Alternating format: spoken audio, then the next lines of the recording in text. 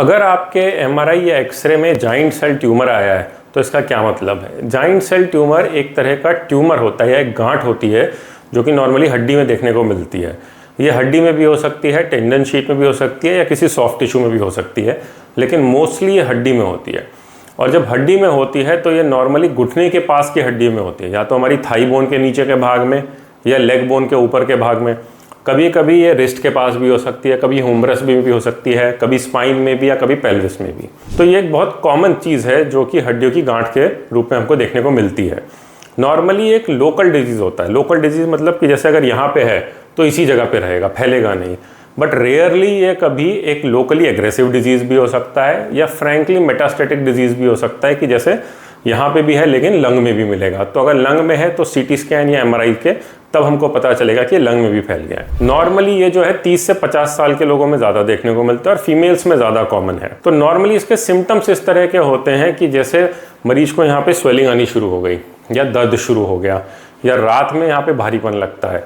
तो इस तरह के सिम्टम्स की वजह से कभी कभी जब हम डॉक्टर के पास जाते हैं, डॉक्टर एक्सरे करता है तो उसमें पता चलता है कि इस तरह की कोई गांठ है।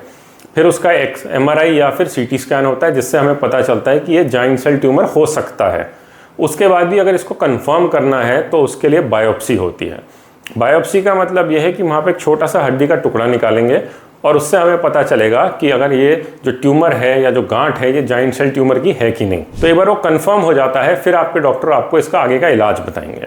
तो इसका आगे का इलाज कुछ इस तरह का रहता है कि इसमें शुरू में कुछ दवाइयाँ होती हैं जैसे डेनुसुमैब या बिस्फॉस्फोनेट्स। ये जो ग्रुप्स हैं इनकी दवाइयाँ होती हैं जो डॉक्टर आपको देंगे ताकि ये धीरे धीरे सूख जाए, छोटा हो जाए या ख़त्म हो पाए। इसके सिवा कभी कभी ये होता है कि एक छोटा होता है तो इसमें हम क्यूरेटाज या बोन ग्राफ्टिंग जैसी चीज़ें करते हैं। इसका मतलब ये है कि इसकी सफाई करें, साथ में एक एडजुवेंट थेरेपी करें और फिर इसमें हम बोन ग्राफ्ट डाल दें जिससे कि ये ठीक हो जाए।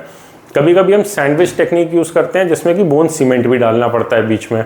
इसके सिवा कई कंडीशंस होती हैं कि जब ये बड़ा होता है, जब हम इसमें क्यूरेटाज बोन ग्राफ्टिंग से नहीं कर सकते तो हमें रिकंस्ट्रक्शन जैसी चीज़ें करनी होती है। इसके सिवा कुछ सिचुएशंस होती है कि जहाँ पे हमको इसमें हो सकता है हड्डी के उस पार्ट को निकाल ही देना पड़े, सर्जरी करके हड्डी का वो पार्ट जहाँ पे कि ट्यूमर है।